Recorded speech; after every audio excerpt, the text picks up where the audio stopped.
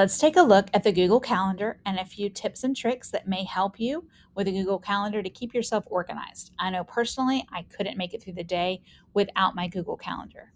Now I'm looking at a different user account, Google Calendar. This isn't mine. I have a few more things on it, but I wanted to show you a few things. Over here on the left-hand side, you can decide what calendars you're going to show on your calendar. So if you wanted holiday calendars on, you can click or do the other ones. You can even add additional calendars if someone were to share your calendar with you or you wanted to subscribe to another one, you can. You could add your own calendar. So let's say if I wanted to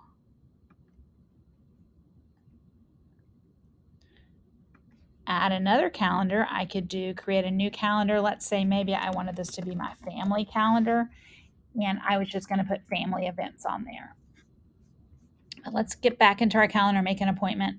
So to schedule an appointment, I'm just going to click anywhere in the calendar. You could also hit create and you can create a new event where you're going somewhere. And a few new features they've added, you can now schedule focus time if you wanted to focus on a certain topic, out of office time, where you're going to be working during the day, and then task and appointment schedules. So let's take a look at this. I'm going to go ahead and click. This is just real quick, but I'm going to do more options just so we can take a better look. So if I was going to do a calendar meeting,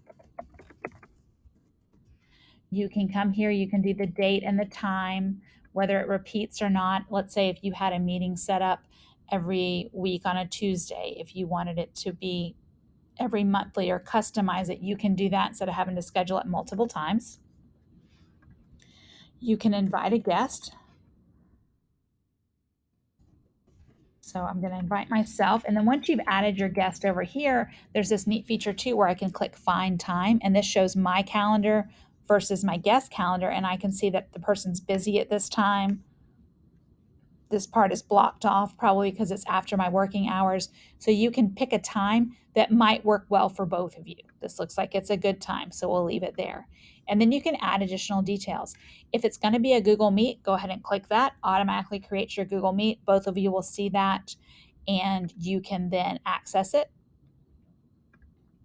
You can even go ahead and adjust your settings before the meet starts. Do I need to add a co-host to my meeting? What host controls do I want to set to this meeting? And then both of us will get a reminder when it starts. The link will be right there. There's no searching through emails or this and that to find the link that you need to get there. You can add the location. You can also set a notification. You can add additional notifications because adding the notification 10 minutes before the meeting is great. But if it's something I need to prepare for, maybe I want to know one day before the meeting that it's coming up or a few days before the meeting to remind myself so I have time to get ready for that as well. You can go ahead and pick which calendar it's going to be on, my personal, the Jake calendar, or do I want it to be on the family calendar? And then how do I want it to show? And then you can click here to go ahead and add and start meeting notes. If I did that, it's going to make a Google Doc that's automatically shared with both of us for the notes, and I can add additional details and then go ahead and hit save. You can choose to send it or not. Now, a few other things you can go ahead and do, we were talking about, so I can hit create. Let's say if I wanted to do a task. So I had something on my task list that I really wanted to do that we're going to add it there.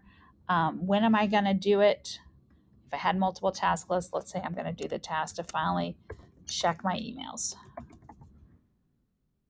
I can go ahead and schedule it and hit save, and you'll see that it's going to come up here to remind me that I'm doing it. I didn't really give it a title. I could have. Let's go up here.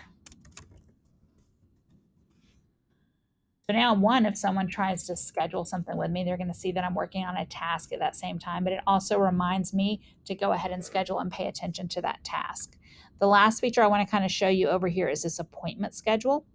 I'm going to click it. So let's say if I wanted to set up a conference schedule and I wanted to do 15-minute conferences, does not repeat. Let's say I'm just going to do it for a few days and I wanted to give them slots between 4:30 and 6. And I wanted to give them 2 days to do this. And this night we might go a little bit later. the time, scheduling window. All right, so I'm gonna go ahead and click next. And then you'll see booking page. You can look at how it's gonna look. And then let me show you this. So we have the booking form. I'll go ahead and hit save. And then the booking page, which I'm going to go ahead and open and show you. So then I would share this out to my parents and it'll be, hey, schedule my appointment. They will come here. They can just click on the available times and they're able to add that information and it'll block off that schedule for them. So this is a way if you wanted to set up and schedule conferences is a great example how you can do it. So take a look in Calendar and a few other things that you're able to do with this and hopefully it'll save you a little bit of time.